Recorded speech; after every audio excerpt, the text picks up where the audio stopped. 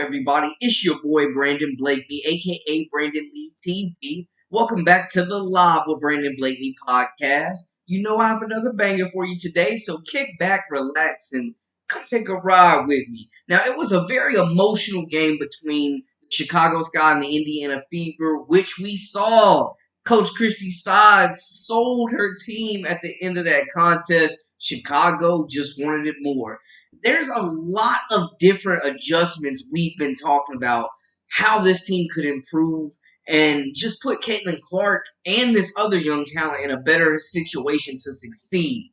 Changes need to be made. Now, they started off the season 1-8 after a brutal schedule, playing 5 games in 8 days. They got it together, went on a 4-game win streak, but we're still in those wins being held back by mediocre coaching.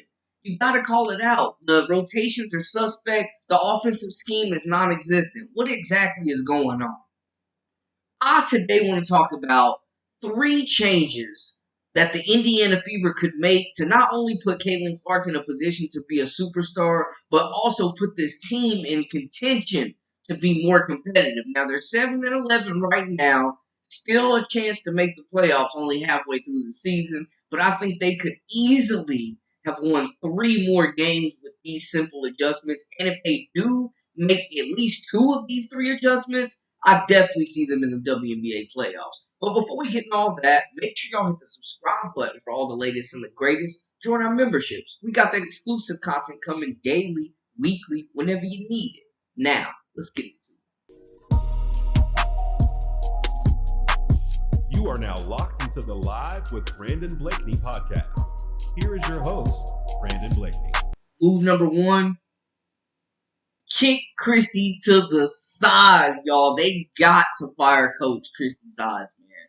This has gone on too long. It was a tough start to the season, but she is not bringing anything to the table. She's been mediocre at best for this squad. The players have really saved her and cooled the hot seat down with that 4-game winning streak, but her scheme, this half-court, slow-paced offense, is not working. It's not bringing out the full potential, and she is hindering this team by turning Caitlin Clark into a straight post-entry passer.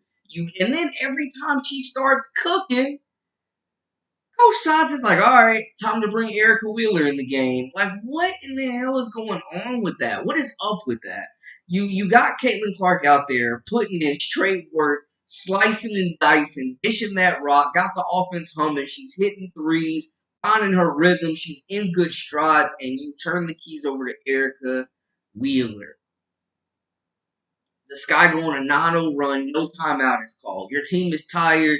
Melissa Smith is getting beat down the court, getting turned into barbecue chicken. You don't make any type of adjustments to put Aaliyah Boston on Angel Reese. No in-game adjustments. No use of the timeouts to try to get her team a breath or strategize. No use of the timeouts late in the game when you got Christy Wallace shooting a 3 with the game on the line instead of calling a timeout and drawing up a play for Kelsey Mitchell or Caitlin Clark, 2 of your best shooters on the floor. You just let them play it out. Like, there's no adjustment. She's just sitting there watching, and she's got the best seat in the house. She comes in with this defensive reputation, and the defense isn't there. But she's not playing her defensive players. Wallace is supposed to be a defensive stopper, a 3-point shooter. That's her reputation. Hasn't done either well. Shooting under 30% from 3, but we'll get to that a little later. The rotations are very suspect. It's a chemistry killer. There's no way Erica Wheeler should be getting minutes. I get that she's getting paid a king's ransom and there's loyalty there, but Christy Sides is putting her loyalty to these veterans over the success of the team. We have not seen the best rotation in play this entire season. It's very suspect. I think she's doing bad taking the ball out of Caitlin Clark's hands. When you see that she's comfortable running and gunning, getting up and down that court, you're slowing the tempo down and running the offense through Aaliyah Boston, which, it worked for 4 games. You know what I'm saying? They definitely made her the focal point, and you have to ride it as the wins come. I get that, but long term, you're going to need Caitlin Clark to be getting 20 shots a game. There's nothing being drawn up for her off ball. No screens, no backdoor cuts. We saw 1 screen in that Sky game. She knocked down a 3. Like, Watch some of Iowa's stuff, take from that, and move forward. Get her the ball in space. Every bucket that Clark is getting right now is in pick and roll or straight ISO, where she's having to create space and break down her defender. Get her in movement off ball so she's not just in the corner ball watching. So that would be my first step. And I'm not going to go too deep into the potential replacements because I made a video earlier. Y'all go check that out, talking about potential suitable replacements for coach sides out there. But my next point, get Wallace out of the starting lineup and slide Hole in. Because Wallace is not bringing anything. And the numbers don't lie, folks. There's no cap in my rap here. On the year, Christy Wallace is averaging 5.6 points per game, 2.1 rebounds, 2.3 assists, and just under a steal. Look at this, though, man. Supposed to be a shooter. She is shooting 58.3% from the free throw line. She is shooting 28.6% from three. And most of her looks are wide open. Like, what are we actually doing here? And she is the starter right now. She is who you're entrusting to play next to Caitlin Clark and Kelsey Mitchell. Are you serious? What are we doing here? Then you look over at Lexi Hole, who's bigger, who's a better defender.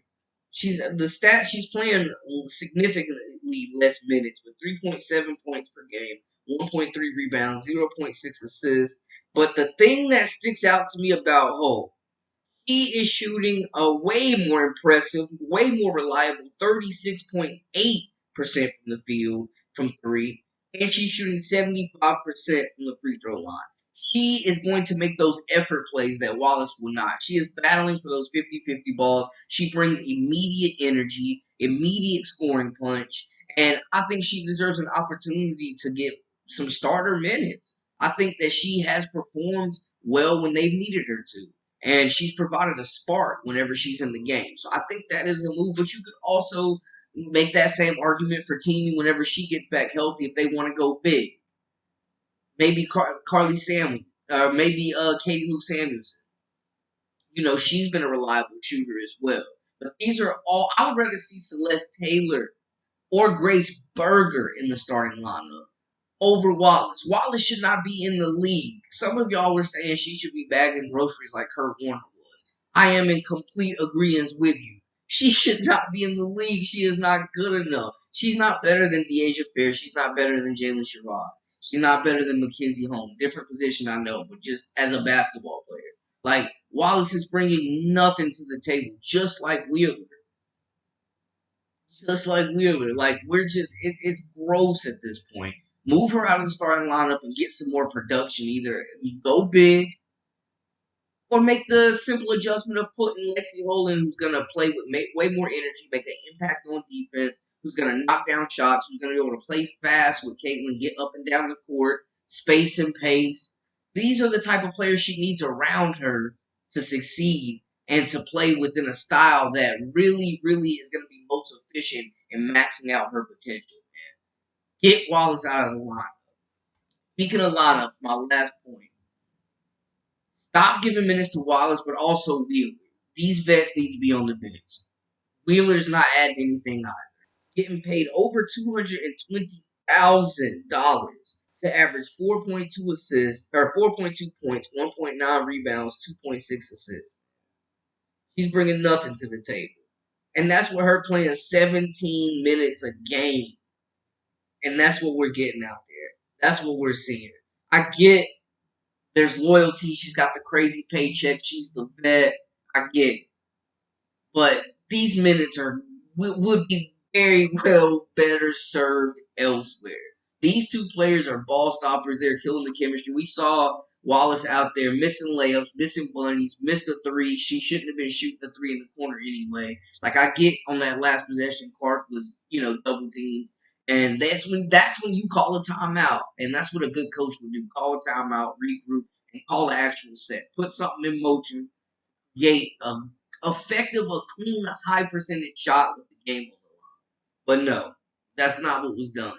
So I think it's a combination of all three of these things. I think they might need to even think about trading Kelsey Mitchell at some point. She's a great individual player. Her and Clark are good individually, but I don't think they complement each other well in the backcourt. I don't think she's the best backcourt partner for Caitlin Clark for the long term. But they got to make some moves. They have talent on this bench that needs to be playing. They need to be playing faster. They need a new coach that is actually going to mold talent and establish a culture there. There's some changes that need to take effect, man, to put Caitlin and Aaliyah Boston and Alyssa Smith and these other stars that they're building around in a position to succeed. You have to build this roster around Caitlin and put the system around her. Just like how Melo said, he is a system. Clark is a system.